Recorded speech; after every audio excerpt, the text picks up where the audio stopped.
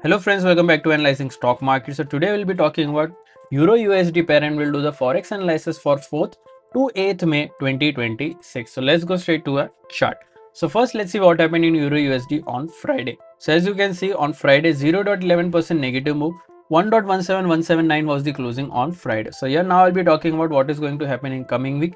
Even I'll be marking some important support zone and resistance zone which will help you to take better stop loss and target levels according to your bias, and also I'll be sharing my opinion on what could happen in coming week according to my analysis and previous week movement. So let's check our weekly chart first. So let's open our weekly chart over here. So here this is a weekly chart. In this weekly chart we can see a good bullish candle with a small body and a big lower and a big upper wick. If I talk about the stochastic RSI is at around 63-65 level, which is indicating as a slight negative momentum. But remember, as we always say, we should not only look for RSI or other indicators, we should also look for other factors which moves the pair, like any news or important events, and then make a decision according to that data. So now let's mark some important support zone and resistance zone on a one-day chart. So let's open a one-day chart over here. So yeah, this is a one-day chart. Currently, if you haven't subscribed to my channel, do consider subscribing to my channel and click on the bell icon so that you don't miss any videos that I upload on my channel. So currently, if you can see, some important support zones and resistance zones are already marked. So currently we don't need to mark any new levels. Let's straight away talk about the closing first. So here 1.17179 was the closing. Here the direct support is 1.17168. Direct resistance is 1.17454.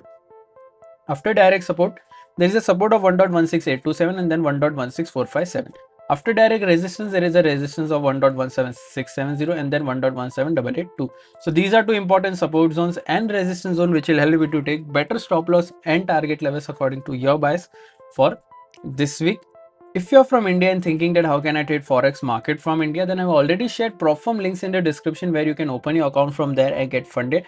I have also shared discount coupon codes which will help you to take better discounts on any challenges that you buy from those platforms. So if you're interested, then you can use the given link in the description. Also, if you think these prop firms has a very strict rules, then you can also open your own account or live account where you can fund your own capital and directly trade on Forex market, which is the GTCFX, which is the best broker available for Indians, because here you can directly pay from bank and get a payout from a bank. There is no issue with any tax related problem, or even if you want to, you can do a crypto to crypto trading as well. Like if you want to deposit from crypto, you can also withdraw from crypto. If you want to deposit from bank, you can directly withdraw from bank as well. If you need any help with that, you can also directly contact me on my WhatsApp number. So now let's talk about my opinion for this week. So according to previous week momentum, I'm expecting a positive momentum in this range, that is in a no trading zone, which is 1.17168 to 1.17454. I'm expecting a positive closing in this range, but due to closing near direct support, if there is a gap down opening, and we'll go for a short only once 4-hour or a one-day candle gets closed below this level, which is 1.17168, then you can go for a short till this level.